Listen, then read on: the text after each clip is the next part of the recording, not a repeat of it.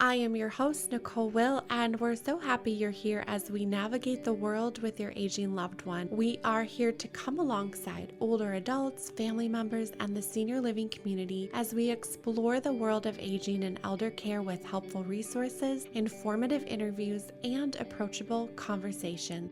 We get to do this together, so join us on our journey, and this is the willGather podcast. When our loved one is seriously ill, we can feel powerless. We want them to be well cared for, but we are not always sure of the questions we should be asking or the decisions we should be making. My guest today is Erin Gaylean. She is a published author and professional speaker. Erin authored the book Badass Advocate: Becoming the Champion Your Loved One Deserves. This book is full of information. It gives you action items. It teaches family caregivers how to lead the charge when dealing with a loved one's health crisis. Being an advocate for our loved one can be challenging, but it's an important role, and we are not alone. Erin and I talk about what it means to be a badass advocate. Erin shares her heartbreaking life events and the lessons that she learned so that she can make a difference in the lives of others. Erin shares some strategies so that we can be a powerful advocate, how families can come together when our loved one gets sick, how we can get the answers we truly need from healthcare professionals, and caregiving can be draining, and how do we avoid that, and what techniques can be used to help us caregivers balance self-care with caring for our loved one. With Erin's book, journal, and website, she continues to share and educate families to feel empowered so that we can effectively advocate and care for our loved ones. Here is my interview with Erin Gaylean. Hi, Erin. This interview has been a long time coming. We were just sharing about that, how, oh my gosh, we've met, met how many months ago, but now we're finally here.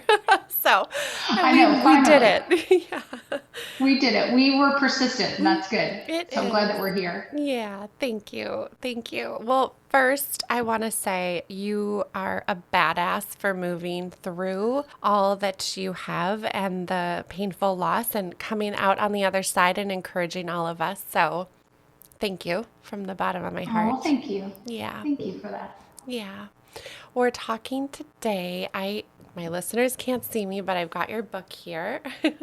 Badass Advocate: Becoming the Champion Your Serious Ill Loved One Deserves. And I read it.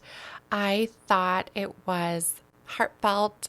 It gave me, I felt like, really good tools and resources, and I enjoyed it. It was easy to read in the sense that the information was so digestible, and we'll talk about this later, but my favorite part of the whole book was the Badass Advocate actions. I was like, I'm a list girl. This is exactly up my alley. This is what I need. And I just felt like, especially when we're in it with our loved ones and ourselves, we need things to be so clear and laid out for us, because we already have so much going on and so much coming at us. So I just wanted to preface it with all of that, but also please share with us more about you and why you decided to write this book. Yeah, so I'll share my story, my background.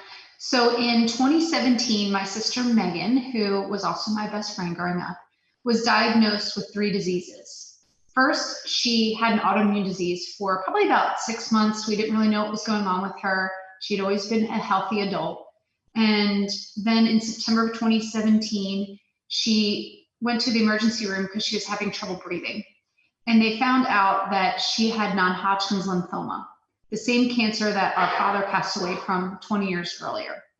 And so it came as a shock. My sister was 46 years old at the time. Like I said, she'd always been a healthy adult. We'd always joke that I think in her professional career, she had never taken a sick day. So, that's hard. I'd take at least like a couple a year, right? Yes. So, right. And so she then stayed overnight because, like I said, she had trouble breathing. That's what brought her to the ER. And the doctors were a little perplexed because non-Hodgkin's lymphoma doesn't really have the symptom of breathing issues. So they kept her overnight, and they found that she also had a very rare and aggressive lung disease called bronchiolitis obliterans, which is a mouthful. Other people may know it as popcorn lung. Okay. Well, she contracted the lung disease because she had the cancer for probably about a year. It caused the autoimmune disease, and then the autoimmune disease caused the rare and aggressive lung disease. And that was the bad news, because the cancer was actually curable. She just needed to go through chemo treatments. And she did, not just, I mean, that's a big deal, right? But she went through those chemo treatments, and she would have been fine if she didn't have this lung disease. So over a 13-month period, my sister's health just quickly deteriorated. She had been a former Division I athlete. She was still active and a mom of 2 young girls. And over this time, she just went from being this very active person to someone who couldn't even walk to the bathroom by themselves. So it was really hard and sad to watch my sister deteriorate in front of our eyes, and we would do all that we could to support her. And as background, I've been in the pharmaceutical industry for over 20 years. So even though I didn't live close to my sister, I live in Texas, she lived in South Carolina, I would travel back and forth when I could. I had a 2-year-old at the time. But in addition to that, I learned how to advocate from afar. And I found that whether I was in the same room with her or if I was home in Texas, the things that I learned over this 20-year career really came in use. You know, I know how to speak to physicians. I know how to ask good questions. I'm not afraid to give some pushback to physicians because I'm used to talking to them, where sometimes people are, sometimes people aren't, but there are people that are intimidated by that. So all these things came in handy. And so after the 13-month period, my sister did pass away in October of 2018. And after she passed away, I knew that I needed to do something to help me heal, to also keep her spirit alive, and to do something in honor of her because she's such a wonderful person. And so I decided to write the book that you talked about, Badass Advocate. And the point of the book is really to teach other families who are thrown into this situation. They don't know what to do. It's overwhelming. It's scary. There's a lot of emotions going on. And rather than taking 20 years to figure that out with both my career and from my father's illness to my sister's, that's a 20-year period, I can teach you that just by reading a book. Now, of course, I'm not going to cover every little thing, but I can teach you some basic strategies to help you advocate for your loved one, whether they're homebound or in the hospital. We need that permission, I think, too, like you said, when you're even just like the pushback or understanding what we can use our voice in that we might not have thought that we could. And so that was so helpful. Just also saying, yeah, we can do this, and here's where we can step in and how we can do that, and just give us ideas. I honestly, some of the things that you had referenced hadn't thought of before, and I was like, I'm going to use that. I'm going to take that when I go with my loved one to the doctors or dealing with some more health concerns. So thank you. Good. Well, I'm glad. That's really the goal, right? To give you some ideas that you haven't thought of or may never think of, and that you can use them. Anyone can use them. It's not that they're hard. You just haven't been there before, or if you've been there before, maybe it's something you haven't thought of, and then this will help you in a new way. Right. Yeah. For those ideas. When you say the term badass advocate, what does it mean? What does it mean, if you could like sum that up for us? Yeah, that's a great question. So really what it means is having a balance. So when people think badass, I think sometimes they think aggressive, and that's really not what I intend. What I mean is that you can be assertive, which is different than aggressive. Yeah. Assertive means using your voice, not being afraid to speak up on behalf of the patient when they need it. You don't always need to be their voice. If they have a voice and they're able to be vocal, then let them. You are there to support them, both emotionally and physically if they need physical help. So it's not only being the voice to the physician, but maybe it's also having those difficult conversations that no one really wants to have.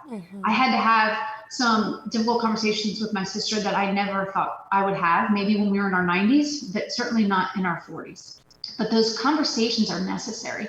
So a badass advocate not only advocates to the healthcare professional, because it's not always doctors, it's nurses, it's everyone involved in the medical team, but they also support the patient in these other ways, right, throughout the day, making sure that emotionally they're taken care of. And maybe it's not from you, but from a professional, and having those conversations with the patient. And in addition to that, I think the other part of the balance is being persistent, but also being respectful. And I do talk about that in the book, because we don't need to be aggressive to be a good advocate. We do need to be assertive and think outside the box and kind of go outside of our comfort zone for some of us. But the point is, you can still be polite and respectful and get things done. I think people think they have to be aggressive to make it happen, and I don't agree with that. I see the medical team that's working with your loved one as part of a team. You're part of the team. Whoever's part of that core support team with the patient, you're part of the team, and so is the medical staff. And if someone on the medical staff doesn't work, it's not working out, maybe there's a doctor, you need a second opinion, you need to change doctors, that's okay. That's part of advocacy as well. But when you find that team, then you need to work as a team. Right. Yeah. And I think you use the term too, that effectively give pushback while being respectful. And I love that, because it's so true. It's like we have to be able to not just maybe always accept everything that's coming at us, because as an advocate, I think it means we need to be like critical thinking and know when to push the boundaries a little bit or ask some more questions, and giving us permission to do that. Yeah. Yes. In fact, I have a story I'll share about that. I think sometimes people think my book is only about someone who's dying, which isn't true. This is for anyone who's a patient. And if they have a serious illness like cancer, which sometimes it's a positive prognosis, sometimes it's not, these things work. So my best friend, who I do talk about in the book, is a 3-time cancer survivor.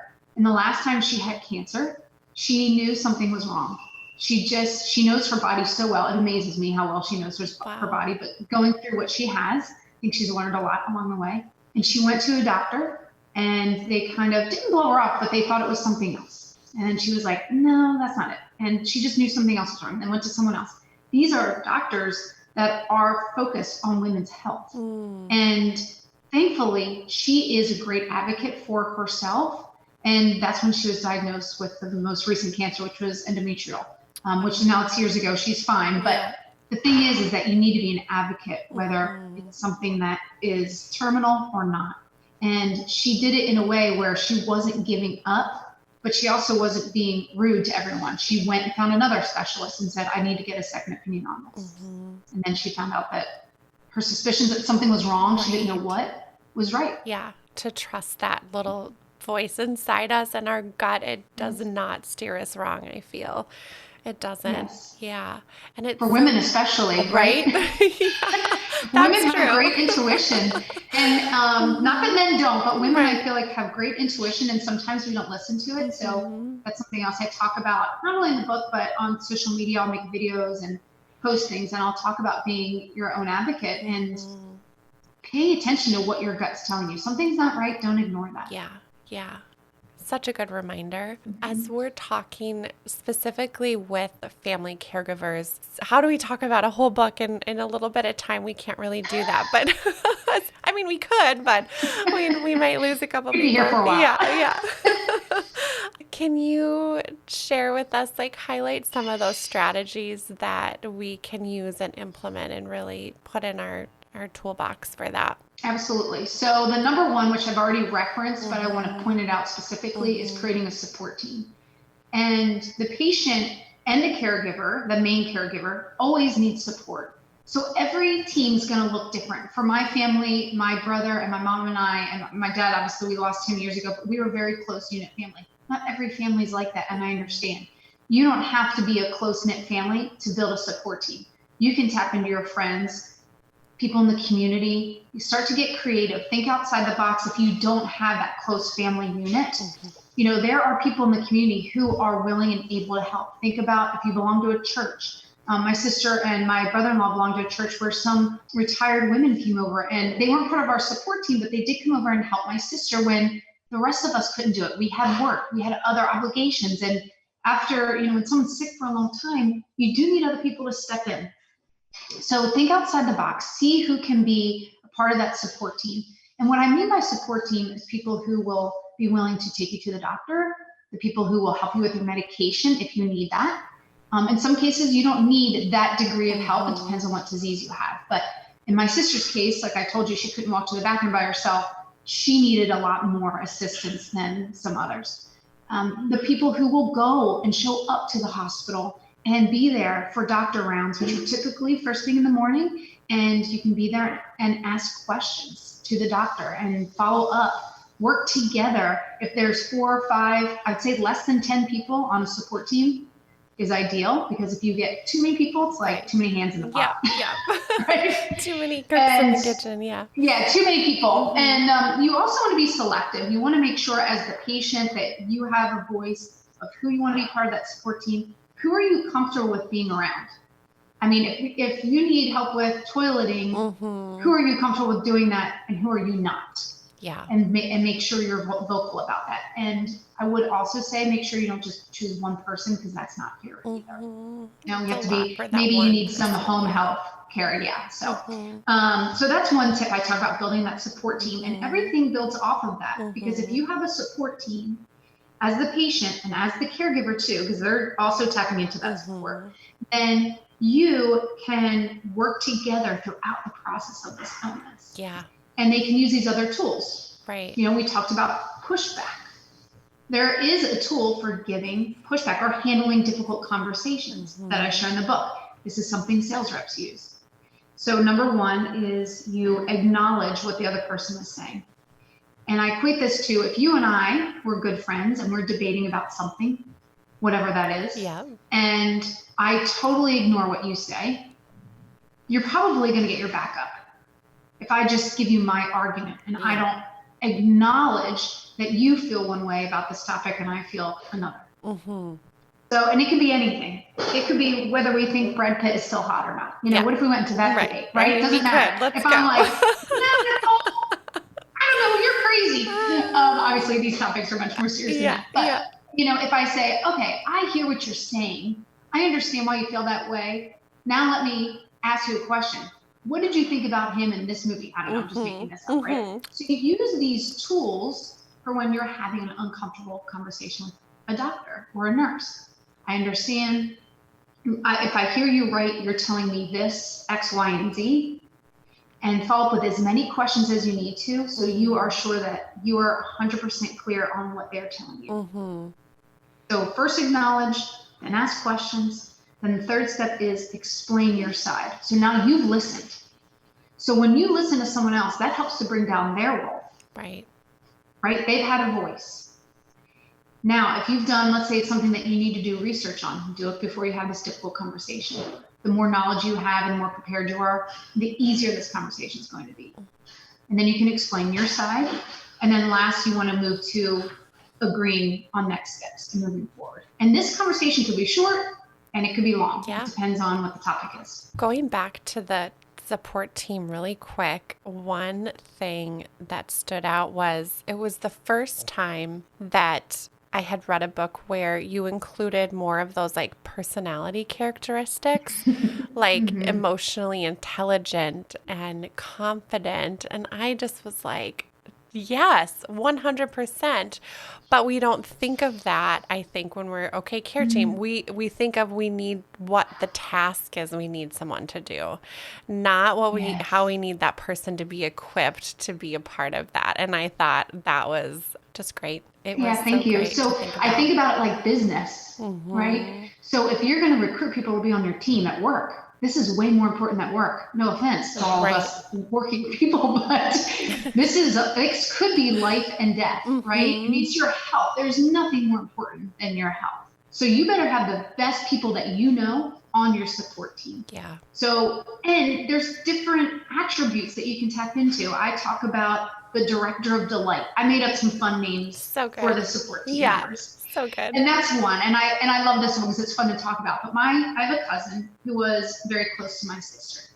And she is just that person that walks in the room and she's just so light and fun. I kind of feel like you have that vibe. Just like you smile and I'm like, it makes me want to smile, you know? And so when she comes in, the stress kind of goes away.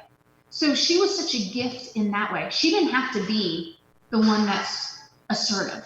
We didn't necessarily always need her for that. Someone else can do it.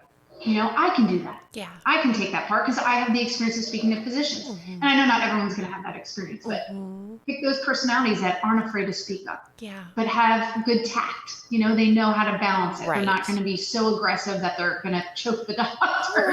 Right. Yeah. It's like we all have that friend that we would invite to a dinner party because we're like, okay, they're going to be able to visit, ask some questions, be confident, not, have the tact. It's kind of that whole idea of like, who do I want in my space? Not only to manage really big things, like you said, life or death sometimes, but also those personality. And I think energy, like I'm an energy person. And you could just kind of, when you're in a room with someone, you just know, like, am I comfortable or am I all stressed out? Yes, that's a great word. Yeah. And I don't think I've used that word in this sense, but you're right. It's the energy that you bring. Let's say you're hospitalized and someone brings in great energy. I mean, you're feeling probably at your worst. Right. And someone brings in good energy. Oh, what a blessing that is. Yeah. So there's different ways that people can support you. Think about, what are they good at? So you mentioned to me that you have a teenager. I have one too. What are they good at? Technology. Right. So true. Yeah. So why not tap into them for the technology part? If you are, a parent and you've got a teenager and you're dealing with cancer, let's say, ask them to help you. And first of all, they'll probably want to be a part of this journey. Yeah. So use them for, not mean use them in a bad way, but like leverage their gift of technology, which could be organizing meals in the neighborhood through an app. Right.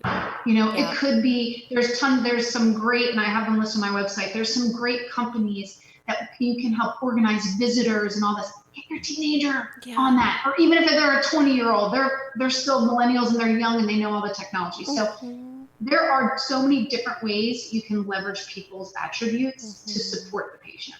Very much so. So the other one that I want to talk about is being the patient's champion. I kind of referenced this earlier on in our discussion, but I feel like it's really common that when we're fighting a disease, and when I say we, because you're part of the team, right? Someone's fighting it in their body, but collectively as a team, we're together in this. We forget about the patient. And it's so easy to forget about what they're going through. Not only we forget about them, everything's focused on the patient, right? But it's mostly focused on their health, their physical health, not their emotional and mental health. So I just like to call that out in case someone listening is taking care of someone else and all of a sudden they go, oh yeah, you know what? I haven't checked in on them for a while. Like mentally, emotionally, I haven't had a heart to heart. Or maybe you're not good at that, but maybe someone else on that support team is great at that. They're very emotional. They're an empath. Recruit them to come in and have that heart to heart and check in on that patient. How are they doing? Do they need a therapist? That's heavy stuff that they're dealing with. So do they need a professional? Would they like one? One of the best gifts I was given in my life was when I was in college after my father passed away. I had never seen a therapist in my life up to that point. I was only 20 years old. And my roommate, who knew me well, said, I don't feel like you're yourself. You're just not you.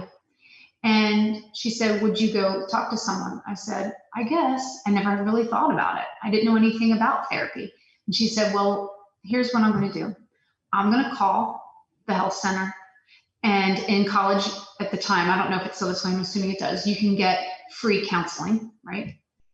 And so she said, I'm going to call and I'm going to set up the appointment. You don't need to do anything. All you need to do is show up. That was such a lift off my shoulders and such a life lesson for me that if someone is struggling emotionally, if you can do the work on their behalf with their permission, right? She did check in and said, is this okay with you? And I was like, I'll go, I'll show up. That's all I had to do. How easy did that make it on me? What a gift your friend gave you. Yeah. Oh my gosh, I know. It gives me chills to talk about it still. And I can never thank her enough for that wonderful gift of being able to talk about my father's death and deal with that anxiety and stress that comes with grief. Yeah. So think of that. What can you do? It may not be you that's having that heart to heart, but can you give them the gift of bringing someone else in and making it easy on them? And as family members, I think we always don't know where to start. And so having some ideas of, we had some family that had some big physical things happen. And everyone was worried, like you said, we're worried about, okay, are you in pain? Are you comfortable? Did you eat? All of that. But I don't Right. know if I knew that it was like, he asked, like, are you sad? How are you dealing with this? Are you feeling Mhm. anxious, about your health? And it's a great reminder to continue to do that, continue to check in. Yeah, Yeah. continue. Yeah, and I like that you say continue because it's not a one-time thing. Mm-hmm. It's something you need to continue to think about it. We all go through things emotional every day, every week, Mm-hmm. especially women. We're Yeah. very Oh my emotional beings. gosh. All the But time. and children, right? Mm-hmm. I have a 6-year-old. He's very emotional. Yeah. But so we need to constantly check in with that person Mm-hmm. and not forget it's Mm-hmm. not just their physical health that they're dealing with, they're also dealing with an emotional journey that they're Right. going on. Yeah. The other thing that I do talk about in the book, which is along the same lines, is end of life discussions. Mm.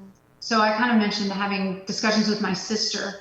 I've had these discussions because I regretted not having them with my father. Yeah. And so that was a lifelong regret. I'll always regret that. Mm-hmm. But what that did was it gave me an opportunity to do better when my sister was sick. Mm. And I like to share this because I hope that I can give that to someone else who hasn't lost someone before and doesn't know. Yeah. Because once you've lost someone, you can't go back. We all know that, but we don't always think about that. Mm-hmm. And so I knew when my sister was looking really gravely ill, I can't go back. She passed away tomorrow, which she didn't. She still lived for like 4 or 5 months, but Mm. I can't go back and have this conversation. And my sister and I were so close. We had a lot of open conversations, but having a conversation about dying when you're 46 years old and I was 41 Mm. is a very uncomfortable conversation, even when you're close. Yeah. But it's necessary and even if they're not terminal, I recommend having a conversation as a just in case. We all should have this conversation with our spouses, with our friends. If they're single, if you're single, like someone Mm-hmm. should know what you want, what that looks like. So we should all be doing that. But then Yeah. when someone gets sick, it should definitely be just in case. I want to know what your wishes are Mm-hmm. and what's important to you because I don't want to make that decision on your behalf. And I think that's the best way to really say it. Completely. I'm not going to Mm-hmm. make those decisions on your behalf. I don't want to. I want to do whatever you want. It's Yeah. your body, it's your life. And honors their wishes. Yeah. Yes. Yeah. There is a company I actually share online. Now, it's not available or legal in every state, but it's called 5 Wishes. Okay. And I'll share my website at the end, but Mm-hmm. you can go on there and click. It'll take you to their website, but it walks you through some of these most important discussions that you need to have. Yeah. And I think that's a lot of help. Even if it's not legal in your state, it might be a good way just to start. The pamphlet might be a good way to have that conversation and then consult a lawyer and make sure it is legal where you live, where the patient lives. And I think that document too, doesn't it walk you through answering all of those questions, Yes. which just even to start with that and have that, and then like you said, take it to where your legal professional can make sure it's good. Yeah. Yes, exactly. Yeah. They introduced that to the palliative care team introduced that to my sister and I when she was in the hospital. And again, what a gift. That's why I had to share it on my website because I was like, I never knew this existed. And how would you know unless if you're in that situation? Right. And the person supporting you in the hospital may not know that exists. So this is a great tool to help support you in that very difficult and uncomfortable conversation. Yeah, that is great. So you had mentioned palliative care. Can you tell us more about that? What does that word mean? Yes, great question, because my family didn't know what palliative care was, and we had gone through this already with my father. When my father passed away, it was 1997. Palliative care was new. Now palliative care is a little more common, but there's also confusion. So let me explain what palliative care is. The palliative care team is a team of professional healthcare providers, right? So you've got doctors, you've got nurses, social workers, and they really support patients with serious illnesses.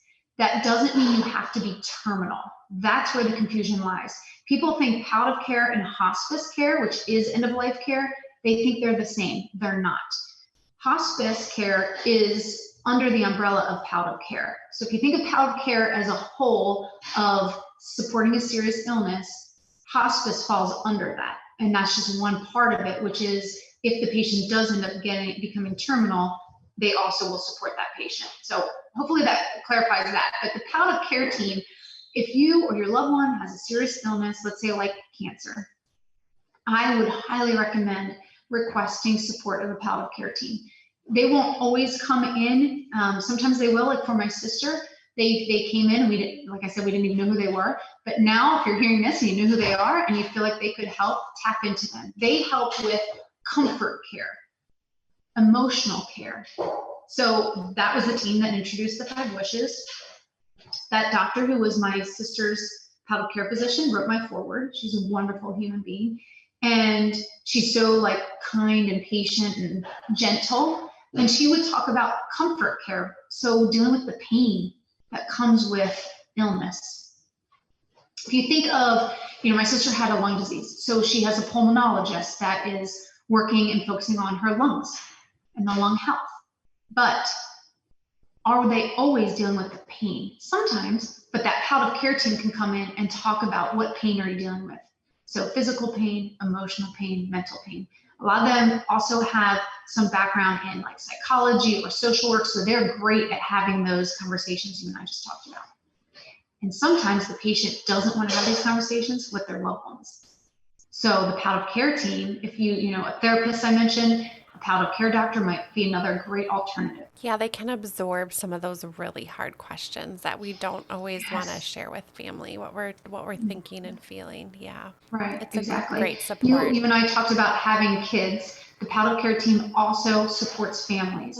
So my sister had 2 young children. Hospital can be a scary place. And so they can try and make it as most fun as you can make a hospital, and also creating memories with the patient. Yeah. So that's another great benefit. It's a great support. It is. And in that same vein of communicating and working with healthcare professionals, how do we do that well? How do we get our needs across? How do we get the answers that we want? Yeah, so I have 2 tips on that. Number 1 is realize that their time is limited. So you need to make the best use of your time together. So I would not recommend telling them all about your weekend and all these little things that are not significant to the patient. I'm not saying you can't have some small talk, especially if you know this doctor for 40 years or what have you, but I wouldn't spend the majority of your time there. I would make that brief and move on to the patient care, because if they have a limited amount of time, 10, 15 minutes, and you've wasted half of that talking about personal stuff outside of the illness, you've just eaten up really valuable time with them. So just be aware of that, especially if you're a talker like me. You can get off topic and really go down a rabbit hole. That doesn't help you. Yeah. So that's focus. Yes. Focus. Good. Focus. Number 2 is be aware of the kind of questions that you ask. So asking questions is so critical to being an advocate, because you really need to understand the whole picture.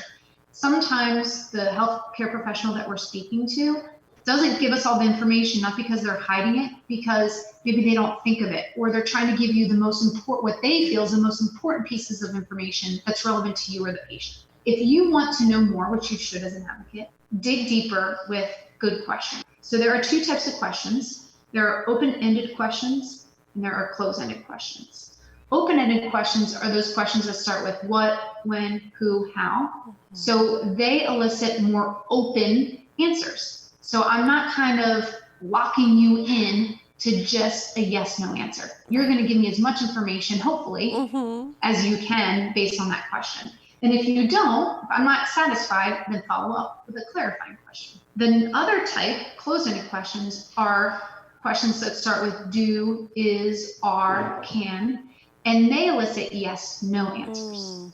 So those aren't bad questions. They just have a certain purpose. And a lot of times we don't think about our questions this in depth because we're just having a conversation. But if you can go in prepared and write down your questions ahead of time and convert any closed-ended that you need open-ended, go do that work ahead of time. And then have your list ready for your doctor's appointment, or maybe if you're going to go to appear at doctor rounds at the hospital, that's a great time also to ask those questions. Yeah. And you referenced too that some of us are more naturally inquisitive, and it's a part of our nature. We think of questions readily, and others we need time to really like formulate what those questions are. And so I think too, like understanding, you challenge us to like understand who we are so that we can think ahead of time. Am I going to be able to come up with this, or do I really need time to prepare, write that down, be mindful of what I'm asking to like optimize that time? Absolutely. And even if you're good at asking questions, it's still good to prepare ahead of time, because you may ask questions that aren't helping you to move forward with the patient. You may be great at asking questions, but do they have a solid point to them? Are they relevant? Purpose. If you're not good at asking questions, I used to be terrible at asking questions, but after 20 years of teaching others to do this and practicing this skill myself, I've gotten a lot better. Then you definitely need to take that time ahead. And plan it out. And if you're that person that when you take in information, it's just a communication style. You've taken that information and you need a minute to digest, that's okay. Take some notes. If you go home and you're like, shoot, I didn't ask these 5 questions I just came up with, don't panic. Ask it the next time, or if it's urgent, call back. Set up a Zoom call with it. A lot of them are doing calls like this now. Get your questions answered, because you have that right. Yeah. And with managing questions and putting together the care team, that's a lot going on. It can be really draining. So how do we take care of ourselves? How do we avoid really getting burned out so that we can best serve our loved one? Yeah, we talk a lot in the caregiving world about self-care, and it's so important to definitely take some time for yourself. I feel like one of the best ways that you can really avoid feeling overwhelmed is to set yourself up first thing in the morning. So wake up. I created this morning routine that's called the 5 R's. R as in Robert. So 5 R's, and they do stand for something. So the first one is reflect. If you can get up 15, 30 minutes before your day starts with the patient, reflect on your own feelings, your own thoughts. We talked about the emotional journey of the patient, but we didn't talk about the emotional journey of the caregiver or the advocate, the family member, whoever you are that's involved in their care. It is very emotional. And think about these feelings and thoughts and write them down. In fact, last year came out with a journal called My Badass Advocate Journal. I have 30-day versions, and then I have a 90-day version if you want one for a longer term period. And it walks you through this process I'm going to explain. So I list out some questions. There's a different question for every day to help you reflect on your feelings. Some are easy questions. I think some are way more challenging because you got to dive a little bit deeper and maybe address some things. Then you go to review. You want to review the patient's calendar. So what is on the docket for today? What's happening tomorrow? What's happening this week? Do I need to prepare? Do I need to go over those questions and start writing them down? So make sure that you review the calendar so you know what's coming that day. Re-examine is number 3. So that's re-examine the patient's care. As you're going through the calendar, think about what is going on with the patient's care and what do I need to do as their advocate? Do I need to call and follow up with that doctor to ask those questions I never did? Do I need to make them an appointment? Oh, I never followed up with that second appointment. I need to do that today. Add that to the calendar. So these all connect. And then you want to reevaluate. And reevaluate is in relation to the support team. Sometimes some of us get burnt out. My mom was my sister's main caregiver. So that would be an opportune time for me to say, Mom seems like she's really having a hard time these last few days. I think we need to give her a break. So maybe I need to coordinate with my brother-in-law, my brother, and my sister-in-law, whoever is there, and say, we need to give Mom a break. Let's think about the calendar today. Who can step in and take her spot, and maybe she can go just relax at home, read a book, go get her nails done, whatever it is. And just warning on that one, the reevaluate the support team, it may be you. So don't be afraid to ask for help and say, I need a break. I'm wearing thin. And then the last one is recharge. And this is purposely the last one because it helps you to recharge your batteries before the day starts. And that is different for all of us. It could be meditation. It could be exercise. It could be prayer, whatever it is that you need in order to get your day off and go, okay, I'm ready to face the day.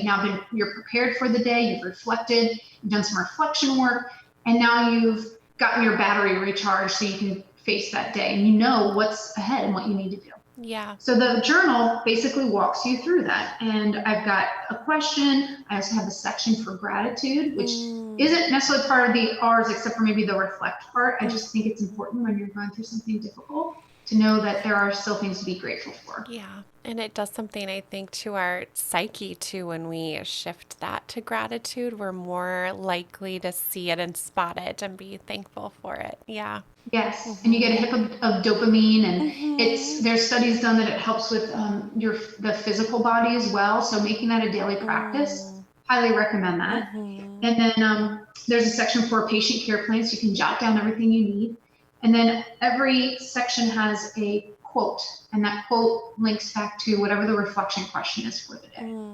I like So that way, when you're asking yourself a question, if you're kind of stuck, you can look at the quote and say, oh, okay, this helped.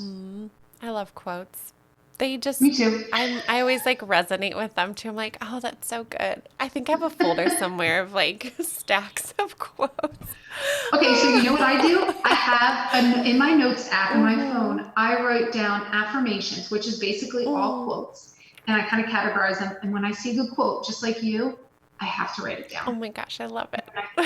Yeah, and I can go back and be like, that's what I needed to hear today. Yes. Or sometimes if a girlfriend of mine is going through a difficult time, I'll copy and paste that quote and send it to her because I know, oh, I have the perfect quote that's going to be fitting for her. I love that idea. I need to share them more. I feel like I just need to. Yeah, that's a really good idea. Share them. You got great quotes. I do. Share them. We want to hear them. I got them.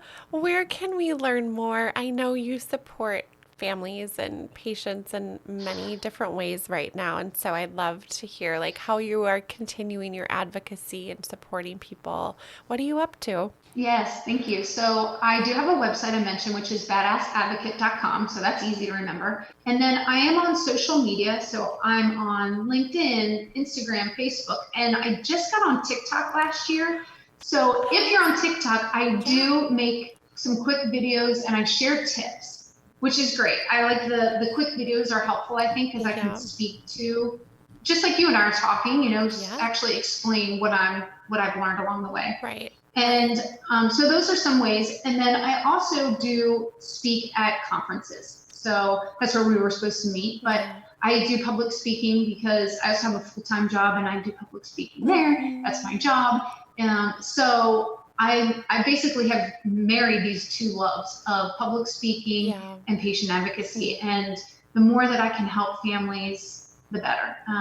The books are on my website, but they're on Amazon. So that's where it will take you. Perfect. So if anyone's interested in the book or the journal, you can find them on Amazon, which is so easy. We're all on Amazon these days, right? We are. It's so good. I encourage everyone to grab a copy. It's going to be sitting on my desk here with the rest of my books, and I'm going to gift it to people. I think it's just one of those things that when you're going through something really hard, you just feel more supported, which is what we all need in that. So thank you.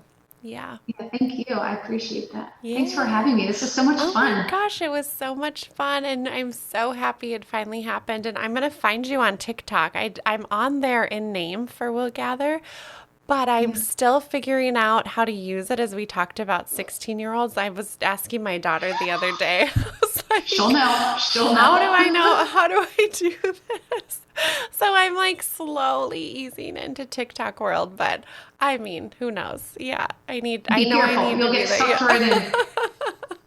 Sometimes I'm like, Erin, get off the TikTok because there's so many interesting things on there, and people, it depends on what your algorithm is, but I know. But it's fun. It's a fun place to be. There's a lot of caregiver support too on there, which I've noticed. It's such a supportive place for things like that. So definitely a good place to be. But yeah, still figuring it out.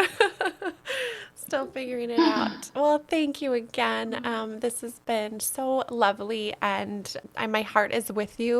I just know you are meant to be here to share this message. So through all you've been through. So thank you. Oh, thank you. I appreciate that. Yeah. Thank you for listening today. If you enjoyed our episode, please subscribe and give us 5 stars. In all honesty, we'd love to hear from you. Thank you so much for listening to our episode.